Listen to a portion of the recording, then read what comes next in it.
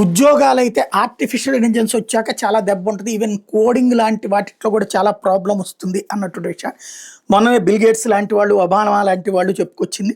అబ్బెబ్బే అదేముండదండి, ఇందులో ఇంకా కొత్త ఉద్యోగాలు వస్తే ఇదివరకు సాఫ్ట్వేర్ వాళ్ళు వచ్చినప్పుడు కూడా ఇట్లాగే అన్నారని చెప్పారు. ఎస్ కరెక్టే, సాఫ్ట్వేర్ వాళ్ళు వచ్చినప్పుడు ఇలాగే అన్నారు. సాఫ్ట్వేర్ వాళ్ళు వచ్చాక చాలా ఉద్యోగాలు పోయినాయిగా.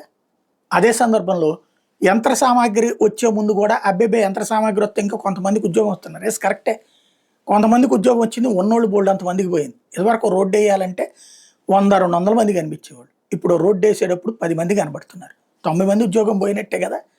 ఇదివరకటి రోజుల్లో ఒక పంటలో పొలాల్లో పనులు చేయాలంటే దగ్గరగా ఒక 500-600 మంది ఆ ప్రాంతానికి వచ్చేవాళ్ళు. ఒక ఊర్లు పని చేసి పెట్టేవాళ్ళు. ఇవాళ రోజున పరిస్థితి ఓ మిషను పక్కన ఇంకొక 2-3 అసిస్టెంట్లు, ఆ ఊళ్ళో మ్యాక్సిమం ఓ 15-20 మందికి పని. మిగతా వాళ్ళ పరిస్థితి ఇట్లా క్రమంగా మారుతుంది కదా. అట్లాగే ఇప్పుడు ఉద్యోగాలకు సంబంధించి తాజాగా గూగుల్ హైదరాబాదు, బెంగళూరులోని ఉద్యోగులను తొలగించిందంట.